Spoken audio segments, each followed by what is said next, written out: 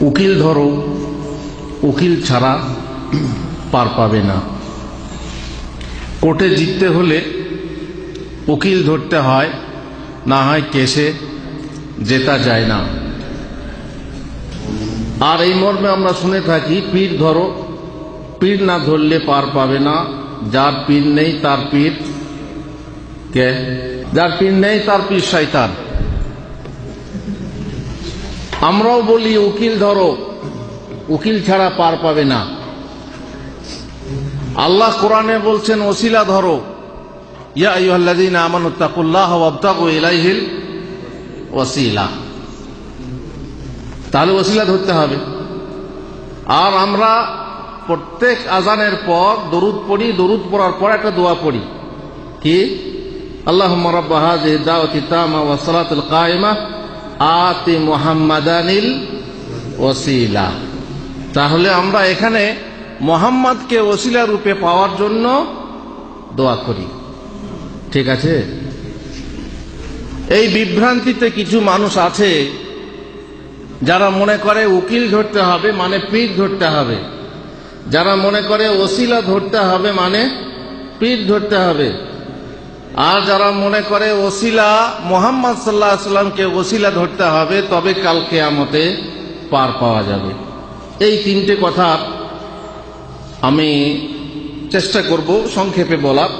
প্রথম কথা হলো, আল্লাহ তাআলা যে ওসিলা ধরতে বলেছেন সেই ওসিলা মানে কি? ওসিলা শব্দটা বাংলা না আরবি? আরবি শব্দ। তাহলে আরবরা বেশি বুঝবেন না বাঙালিরা বেশি বুঝবেন? আরবরা বেশি বুঝবেন।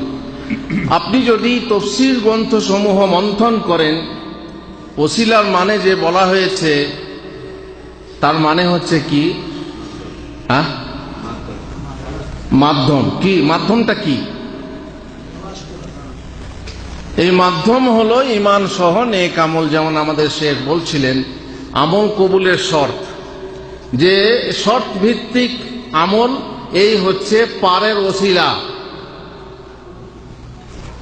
ইয়া আইয়ুহাল্লাযীনা আমানুত্তাকুল্লাহ ওয়াবতাগু ইলাইহিল ওয়াসিলা। এখানে ওসিলা মানে পীর ধরা নয়, সংক্ষেপে। আর আজানের দোয়াতে যে আমরা বলে থাকি আতি মুহাম্মাদানিল ওয়াসিলা, তার মানে এই নয় যে আল্লাহ তুমি মুহাম্মদকে ওসিলা দাও, যে ওসিলায় আমি কাল কিয়ামতে পার হয়ে যাব। আজানের দোয়াতে ওসিলা মানে কি জানেন না আপনারা? আজানের দোয়াতে ওসিলার মানে কি? ওসিলা মানে হলো জান্নাতে এক মর্যাদা সম্পন্ন সুউচ্চ স্থান, যে স্থান মুহাম্মদুর রাসূলুল্লাহ সাল্লাল্লাহু আলাইহি ওয়াসাল্লাম ছাড়া সেই স্থানের উপযুক্ত কেউ নয়। তাহলে আমরা আজানের দোয়াতে এই মোনাজাত বা এই প্রার্থনা করি না যে আল্লাহ তুমি মুহাম্মদকে আমাদের ওসিলা বানাও। মনে থাকবে, এই হলো বিভ্রান্তির অপনোদন। আর একটা কথা হলো উকিল ধরো, উকিল ছাড়া পার পাবে না। আমরাও বলি উকিল ধরো, উকিল ছাড়া পার পাবে না। কিন্তু উকিলকে, উকিল কাকে বলে? কোর্টে গিয়ে আমরা জানি যে হাকিম ছাড়া আর একজন লোক যে আপনার প্রতিনিধি হয়। আপনি হন মুয়াক্কেল, সে হয় উকিল। সে ভালোভাবে কেসটাকে সাজিয়ে গুছিয়ে হাকিমের কাছে বলতে পারে, সে হচ্ছে আপনার প্রতিনিধি, আপনার কর্মবিধায়ক। আমাদেরকে উকিল ধরতে হবে, উকিল ছাড়া পার পাবো না, আমরাও বলি। কিন্তু উকিল কাকে ধরবো? কোন সৃষ্টিকে না স্রষ্টাকে? রাব্বুল মাশরিকি ওয়াল মাগরিবি লা ইলাহা ইল্লাহু ফাত্তাখিযহু ওয়াকিলা। আল্লাহ কাকে উকিল ধরতে পারছেন?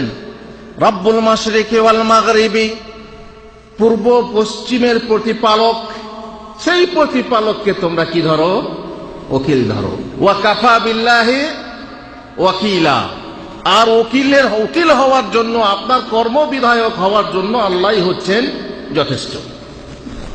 তাহলে উকিল ধরো, উকিল ছাড়া পার পাবে না, কথা ঠিক। কিন্তু উকিল আপনার কে? স্রষ্টা না সৃষ্টি? স্রষ্টা। কোন সৃষ্টি আপনার উকিল হতে পারে না। আর যদি আপনার ব্রেনে থাকে যে দুনিয়ার কোর্টে উকিল ছাড়া পার হওয়া যাবে না, তেমনি কিয়ামত কোর্টে উকিল ছাড়া পার হওয়া যাবে না, অতএব উকিল ধরতে হবে। আমাদের দুনিয়ার কোর্টে উকিল ধরতে হয় কেন?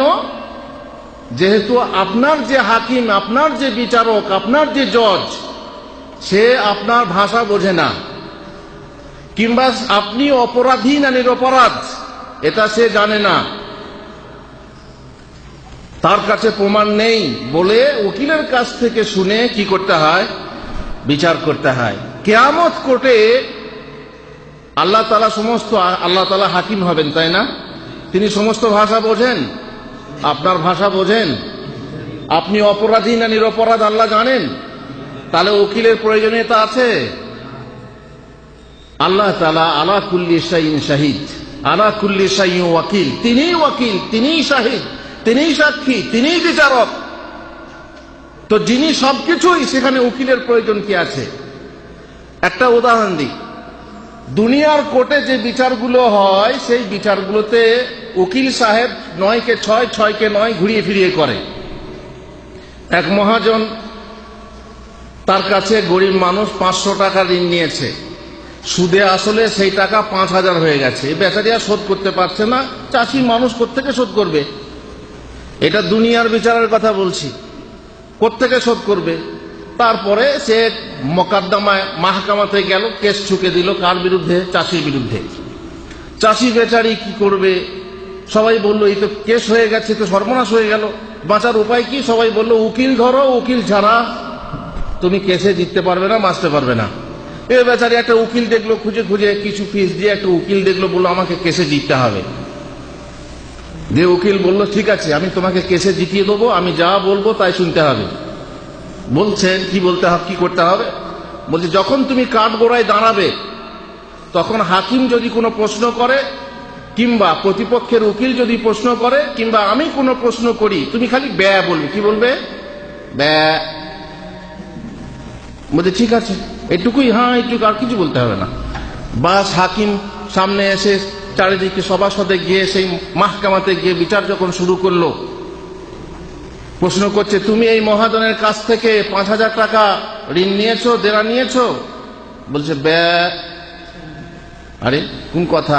প্রতিপক্ষের উকিল বলছে মহাশয়, মহামান্য বিচারপতি এ নাটক করছে, এ কথা বলতে জানে, সবকিছু জানে, আজকে নাটক করছে পয়সা দেওয়ার ভয়ে। তখন বলছে ব্যয়, যা বলে বলে ব্যয়। তখন নিজের পক্ষের উকিল সে বলছে মহামান্য বিচারপতি, এই লোক যে খ্যাপা, বোকা, পাগল, সে কোনোদিন কারো কাছে ঋণ করতে পারে না। শেষকালে কি হয়ে গেল? মামলা কার দিকে গেল? এই চাষির সাথে সপক্ষে গেল, চাষি জিতে গেল। এবারে কোর্ট ভেঙে কি বল জলসা উঠে গেল। কোর্ট থেকে বেরিয়ে গিয়ে নিজের পক্ষের উকিল চাষিকে বলছে ভাই, তোমাকে তো আমি মামলা জিতিয়ে দিলাম, তো আমার ফিসটা দাও। বলছে ব্যয়। মানে আরে এ কি মেরি বিল্লি মুজি কমেও? হ্যাঁ, আমি তোমাকে ব্যয় বলা শিখলাম, আমাকে ব্যয় বলছো? ভাবছো 5000 টাকা তো বাঁচলাম, এর টাকারও আমি বেঁচে যাব। তো বলছে ব্যয়। শেষকালে নিজের উকিল অফিসটা পেল না। এই হচ্ছে দুনিয়ার বিচার, দুনিয়ার সাজানো গোছানো, এই হচ্ছে বিচার। কিয়ামতের কোর্টে এরকম বিচার চলবে না? চলবে না? চলবে। বলেন কোন অক্ষর? যিনি আল্লাহ ওয়াকিল, যিনি শাহিদ, তিনি হাকিম, আহকামুল হাকিমিন, আলাইসাল্লাহু বিআহকামিল হাকিমিন। তো তার কাছে কোনো উকিলের ব্যাপার চলবে না? চলবে না। নিশ্চিন্ত। তাহলে এই বিভ্রান্ত বা এই যে বিভ্রান্তি ছড়ানো হচ্ছে এবং আপোষের মাঝে এই গোলমালের নিয়ে পীর ধরা থেকে নিয়ে আরো কিছু অনেক বিদআত আপনারা শুনলেন, আমার মনে এই খটকাটা এলো, এই বিভ্রান্তি দূর করার জন্য তার অপনোদন জরুরি ছিল। আল্লাহকে তৌফিক দেন যেন আমরা সঠিক বুঝি। আমরা উকিল ধরলে যেন আল্লাহকে ধরি এবং আল্লাহর কাছেই আমরা সমস্ত নিজেদের ইবাদত তার কাছেই নিবেদন করি, মুহাম্মদুর রাসূলুল্লাহ সাল্লাল্লাহু আলাইহি ওয়াসাল্লামের তরিকা অনুযায়ী। যারা সৌদি আরবে এসেছেন তারা বড় সৌভাগ্যবান যে এখানে সহি শিক্ষা, সহি আকীদা জানার যে ওসিলা, আপনাদেরকে কত সুন্দর করে গাড়ি করে নিয়ে আসা হচ্ছে, গাড়ি করে দিয়ে আসা হচ্ছে খাইয়ে দাইয়ে, এরকম নিশ্চয়ই কোথাও পাবেন না। আর নিশ্চয়ই একথা আপনারা জানেন, এমন দেশটি কোথাও খুঁজে পাবে না কো তুমি, সকল দেশের সেরা সেজে নবীর জন্মভূমি। আল্লাহ তাআলা আমাদেরকে এই জন্মভূমি, নবীর জন্মভূমিতে বাস করার সাথে সাথে যে পয়সা আমরা কামাচ্ছি তার সাথে সাথে যেন দিন উপার্জন করা, দিন কামানো তৌফিক আমরা